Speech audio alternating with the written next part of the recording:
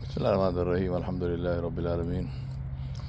Wassalatu wassalamu ala ashrafil anbiya'i wal mursaleen Muhammadur Rasulullah sallallahu alayhi wa ala alihi wa sahbihi wasallam. Tasliman kathiran kathira. Amma ba'du. This is Leo, my brother's cat. He's a Russian blue and not the friendliest of cats, but seems to like me for reasons unknown. What I want to say here today is the importance of differentiating between needs and wants. And this is something that starts very early in life, in the way we raise children. The difference between needs and wants. So anytime the child says, Mommy, Daddy, I really, really, really need this. Very common in American families. I really, really, really need it. 3 times, really, really, really, really need it. Is to help them differentiate between, is it something you really need or is it a want, a desire? Nothing wrong with wants, except that if you do not differentiate between needs and wants, you end up with increasing your cost of living. And by cost of living, I don't just mean the amount in terms of dollars or cents or rupees or whatever. I mean the price you pay for that life quality. So if I need an iPhone 16, then I'm adding that into my cost of living. Because when you're saying need or want, it relates to happiness. What is it that makes you happy? So the more the need you have to make you happy, 2 things happen. One is your chances of being unhappy go up, because what makes you happy is more and more and more. And if I can't get that, then I'm going to be unhappy.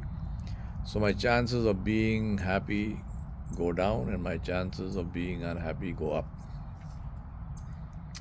The second issue of the difference between needs and wants is, of course, the actual dollar value. What does it cost? And once again, the more the needs, the more it's going to cost.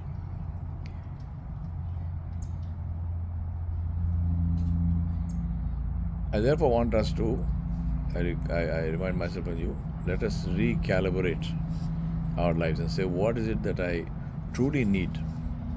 Now, a need, a good way of understanding that is to use the Islamic and Arabic and Urdu concept of darura. हम कहते हैं ज़रूरी है. What is darura? What is something? A zarura or daruri is something that is essential for survival, where if you don't have that, then it is dangerous to life. It is going to cause darar, which is harm. So daruri is something which prevents harm. So what is daruri in terms of food? Say, for example, what is daruri? Daruri is the hadith of Rasulullah. He said, eat enough to keep your back straight. And if you must eat more, then eat up to 1/3 of the capacity of your belly. 1/3 food, 1/3 water, 1/3 empty air. And he said, the hadith doesn't begin there. The hadith begins with, he said, the worst utensil, the worst vessel to fill is the belly. So it begins with that. And then he says, well, eat only enough, a few morsels, not handfuls, morsels, to keep the back straight. So we can do our work, we can worship Allah subhanahu wa ta'ala, we can go about our daily business and keep it free from and never fill the whole belly. Now if you look at this, the whole issue of saying, I want a triple chocolate sundae, is it a need or a want? To say, I need this, I need that kind of food, I need a Hyderabadi biryani, right? I need Bihari kebab, I need this and that. All our desires, they are desires. Now, remember, I'm not saying that it is haram to have a desire. No, if you want to eat a particular kind of food, alhamdulillah. But don't say it is a need. It's not about semantics. It's about the psychological effect of calling something a need. If you call the thing a need, then it becomes a need. It generates unhappiness because, as I told you, a need is something which if you don't have, it causes you harm. I need to breathe properly. If I don't have that air, I will die.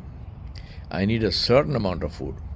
If I don't have even that amount of food, which is frankly speaking, one meal in 24 hours is a need. So one meal in 24 hours, if I don't have, then I'm likely to, have low sugar, and I'm likely to experience the harmful effects of that. So that's a need. But anything more than that is a want. It's a desire. Again, it's not haram, but if I convert it into a need, then it has the potential to create unhappiness. So always watch for that. What do I convert into my need? Go further and see, make a list of all the things that we have in our lives. And ask yourself, is this a need or is this a want? Ideally, reduce the number of wants. I'm not saying necessarily that if you have something, give it away or sell it or something. No, if you do that, that's good for you. But even if you don't do that, it's okay. But take it out of that list of wants. Lists of needs. It's not a need. It's a want. Transportation is a need. A particular brand of car is a want. Food is a need.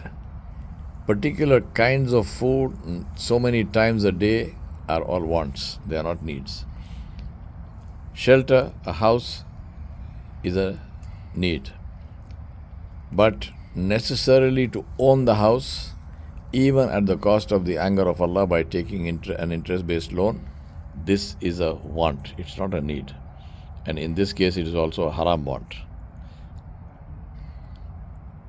So think about that. What are needs and what are wants? And separate the two. And begin that, as far as children are concerned, begin that right in the nursery. Right in the beginning, from where they start, and say, differentiate between needs and wants. The happiest people in the world are the people with the least wants. They may have those things.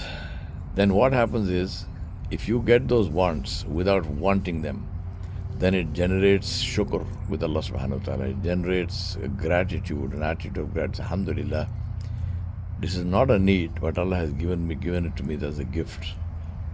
I don't need to drive this kind of car, but alhamdulillah, Allah gave it to me. I don't need this, I don't need that, I don't need this food, I don't need this shelter, I don't need these clothes, I don't need these gadgets. But alhamdulillah, Allah subhanahu wa ta'ala gave it to me, and therefore I am very grateful to Allah subhanahu wa ta'ala. If you don't do that, if you convert those wants into needs, and you say, I need iPhone 16. So when you have the iPhone 16, it has only satisfied a need, therefore there's no gratitude. Yeah, I need it, I got it. I need air, I can breathe. I need water, I have water. There's no gratitude. So, first of all, it was never a need in the first place, it was a want.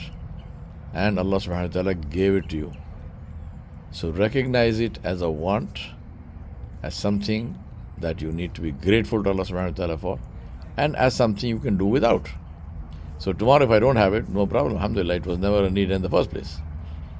The loss does not create sadness, it does not create disappointment, it does not create any problems. I don't even see it as a loss.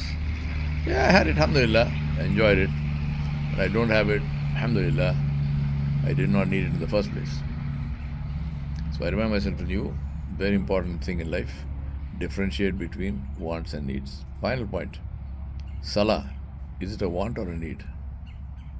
Worship of Allah, is it a want or a need?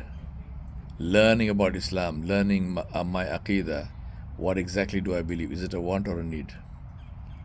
Jannah, is it a want or a need? To have a peaceful sleep in the qabr and be free from the adhab of the qabr, from the punishment of the grave, is it a want or a need? Think about that. And spend time and focus and energy on those things, because those are true needs. Those are not wants, those are true needs. Those are daruri. Hidayah fil hayati dunya wa maghfirah ba'd al-maut. To have guidance in the life of this world and to get the forgiveness of Allah subhanahu wa ta'ala after we die. Throughout our lives and when we die and after we die. These are needs. These are desperate needs. These are things which we simply cannot do without. Alhamdulillah, Allah subhanahu wa ta'ala gave us guidance. We have either born Muslims or we came to Islam. But to stay there, the steadfastness, Ihdina Sirat al-Mustaqim. We ask Allah, oh Allah, grant us guidance towards the straight path, toward the path of righteousness, to the path of steadfastness. So ask Allah subhanahu wa ta'ala to help us to differentiate between needs and wants, and to focus on those needs, real needs, and to be grateful to Allah subhanahu wa ta'ala for giving us those needs and all the wants which Allah subhanahu wa ta'ala just gave us as a gift, alhamdulillah. But that's not something we are going to focus on, that's not something we are going to run behind, that is not something that we are going to allow to come in the way of appreciating and thanking Allah subhanahu wa ta'ala. And if you don't have any of those wants, you say, alhamdulillah, I don't have that thing which I wanted, because first of all it was not a need, and therefore if I didn't have it, I'm not going to be questioned by Allah about it. Alhamdulillah. We ask Allah to keep us always among the shakirin, among those who are grateful, because they are the people who will be called and asked to enter Jannah. We ask Allah to be among them, inshallah. Always be grateful to Allah subhanahu wa ta'ala, no matter what. And always look at people who have less.